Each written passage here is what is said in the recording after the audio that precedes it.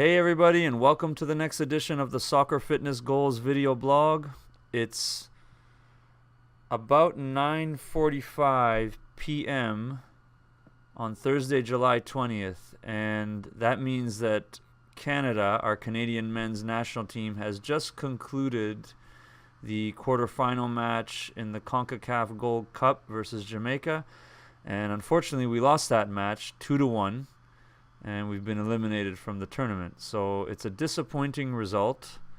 And the 2-1 scoreline, given the fact that we only scored one goal, and taken in combination with the earlier results that we got in the group matches, which were a 4-2 victory over French Guiana, followed by 2 0-0 draws with Costa Rica and Honduras. So other than the French Guiana game, the other games, basically we've had 3 against some of the top opposition in CONCACAF and only scored 1 goal. So this seems to highlight a persistent problem with our Canadian men's national team, which is that we're not scoring enough goals. And a closer examination of the game will show that not only are we not scoring enough goals, but we're not penetrating into the attacking third well enough. And our play in the attacking third in terms of creating goal-scoring opportunities is also not good enough. So these are going to be challenges for the coaching staff, also potentially for the way that we train and coach our youth players, and also potentially for the way that we educate our coaches. And those are all problems and challenges for Canadian soccer. But the topic of the blog for this week is going to be something that, in my opinion, all Canadian soccer players can start doing that will help to raise the level of our Canadian men's national team and make them more successful. So what do Canadian soccer players need to do that will, in my opinion, raise the level and the performance of our men's national team? They need to become more well-informed about our Canadian men's national team. I decided to conduct a little experiment at the Soccer Fitness Training Center this week leading up to the quarterfinal match that was played today.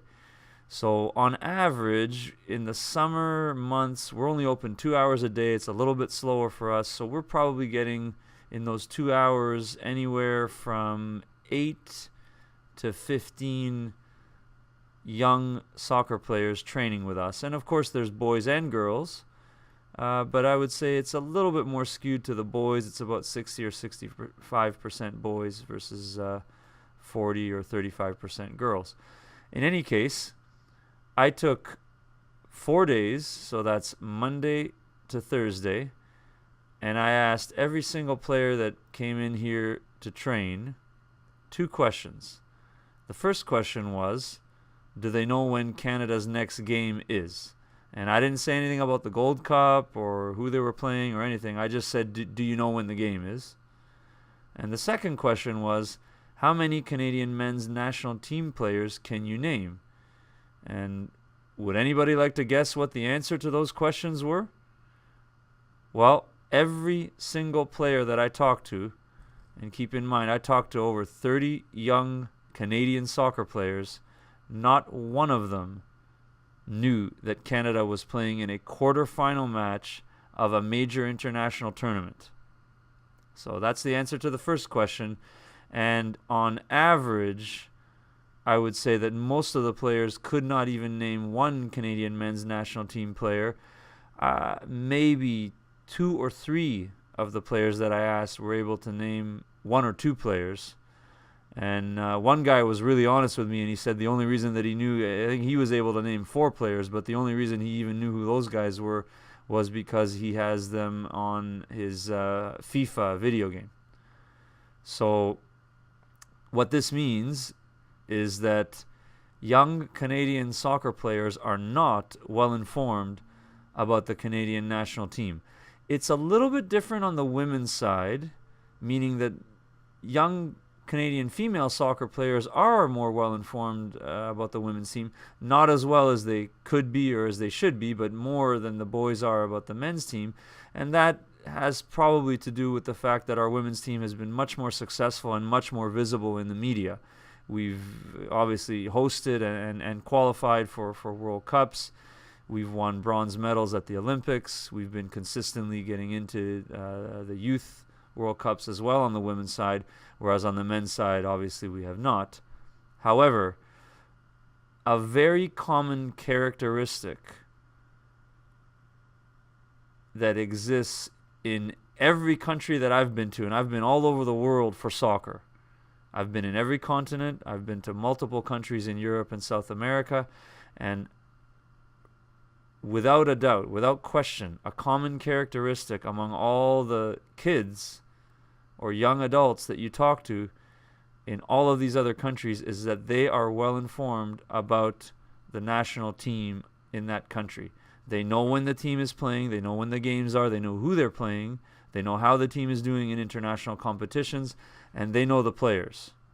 I remember last summer in 2016 when I worked with a professional club in Uruguay, we got to do a lot of work with the academy, and they had academy players as young as 13. So boys from 13 all the way up to 17 and 18 years old.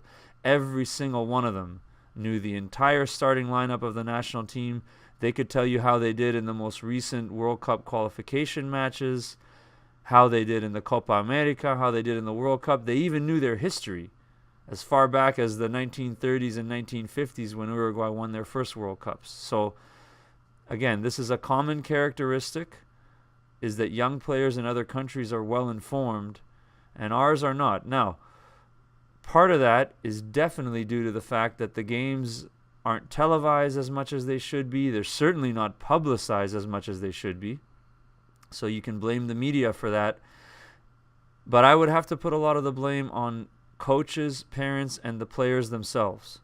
So the message to young soccer players out there is you need to focus on the things that you can control in order to make yourself better informed about our Canadian national team and the players.